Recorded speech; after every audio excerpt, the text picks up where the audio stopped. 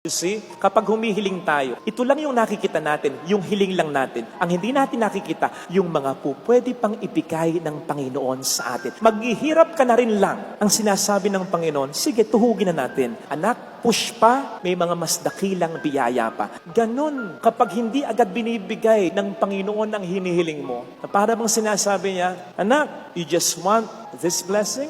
Mas marami ang gusto kong iparanas sa iyong blessings. Tiyagaan mo pa. Ang gusto ng Diyos para sa atin is not just a good life, not even a better life, but the best kind of life. Kapatid, push! Kahit parang tahimik ang Diyos. Kasi kahit tahimik ang Diyos, may ginagawa ang Diyos. Psalm 121 verse 3, hindi natutulog ang Diyos. Kaya kahit tahimik ang Diyos, may ginagawang mabuti, may nilulutong maganda para sa iyo ang Diyos. And so kahit tahimik ang Diyos, push!